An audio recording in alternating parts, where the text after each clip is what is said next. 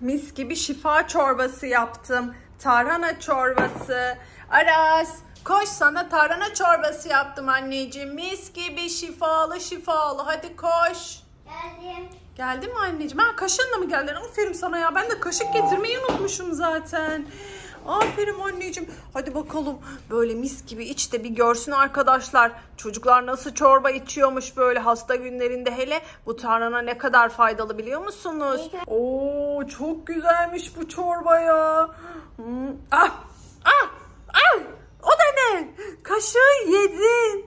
Farkında mısın? Ne? Nasıl oldu bu?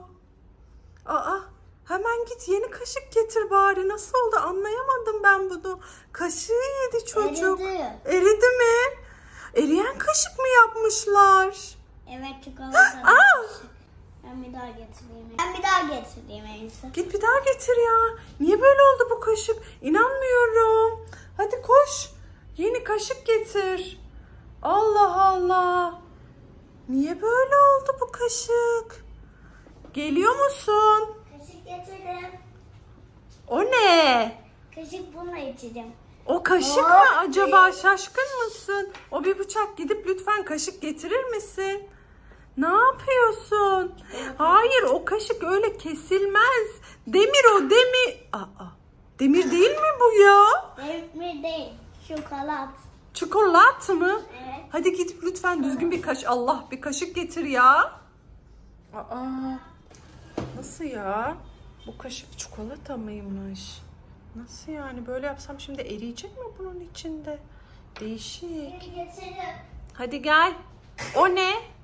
Ya bu kaşık mı? Hayır. Onun içine sokulmaz, o kaşık değil. Hadi Aras, kaşığı al gel çabuk. Tamam, geliyorum. Annemi kandıracağım. Çikolata kaşık götüreceğim.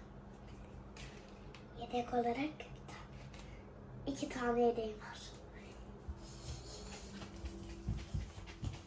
Getirdin mi anneciğim Getirdim. kaşıkları? Hatta Bakayım. yedek. Oo, iyi yapmışsın. Niye yedek? Bana da mı getirdin? Ben de mi yiyeyim? Evet. Tamam. Hadi o zaman. Hadi bakalım. 1, 2, 3. Daldır kaşıkları. Bu niye azıcık geliyor ya? Ne oluyor? Çikolata getirdim. Çikolata. Ya inanmıyorum. Sen bana çikolata kaşık mı getirdin? Evet. Ama Böyle yiyebilirsin. alamıyorum ki, nasıl yiyeceğim? Ay, parmak sokma. Ay, parmağını soktu.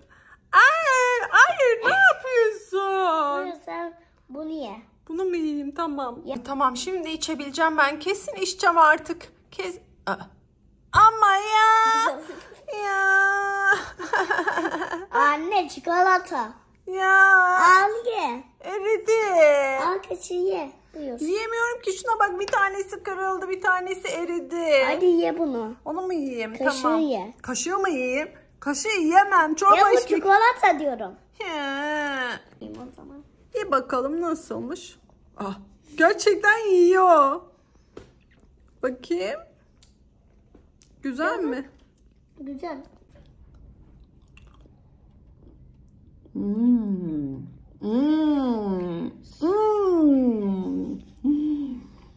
Güzel. Bence biz çorba değil, bunu yiyelim. Ay, bence çorba içelim. Bence de. Hadi. Ağzını aç. Nasıl açayım ağzımı onunla? Tarhana, güzelim tarhana gitti.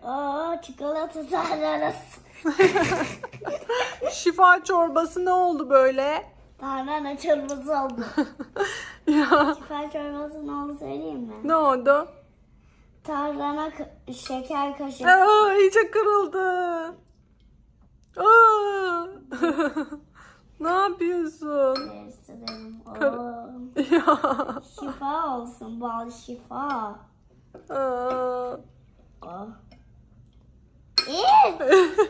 Hadi iç bakalım şifayı. Hayır.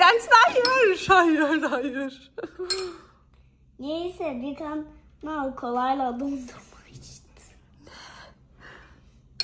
Arkadaşlar tabii ki şaka yaptık. O çorbayı öyle içmedi ama bakın tarhana çorbasını nasıl içiyor. Çünkü o tarhana çorbasını çok seviyor. İçinde şifa var, sarımsak var, tarhana var. Sarımsak deyince ben bu çorbayı... Şaka şaka. Tarhana var, tarhana. Çok lezzetli arkadaşlar. Hasta olan herkes Sonra içsin. zencefil var. Evet. Yok. İsterseniz yeşil mercimek yiyebilirsiniz. Çünkü onda Protein. ve neydi onun ismi?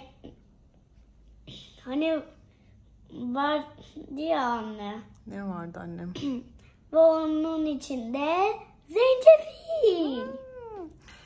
Bir de Aras en çok arkadaşlar ıspanak yemeğini seviyor biliyor musunuz? Ispanak yiyerek ne yapıyor? Kas. Dana dana nana. Evet. Küçük kas. Evet. Hadi afiyet olsun sana. Teşekkürler. Sen de iç. Tamam ben de içiyorum çorbama. Bakın arkadaşlar Aras'ın en sevdiği şeylerden bir tanesi ne? Turşu. Nasıl yiyorsun bakayım kıtır kıtır. Oh hepsini ağzına attı. Nasıl ısırıyor ya bu çocuk turşuyu bakayım. Oo kıtır kıtır sesler geliyor. Canım çekti ya. Hepsini ağzına attı. Görüyorsunuz arkadaşlar en sevdiği şey turşu çünkü onun. Ve soğan. Oh.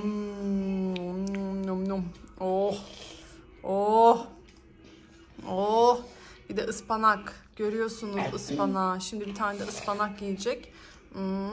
Siz de annenize ıspanak yaptırın. Yanına da turşu koydurun. Nasıl lezzetli olduğuna bakın.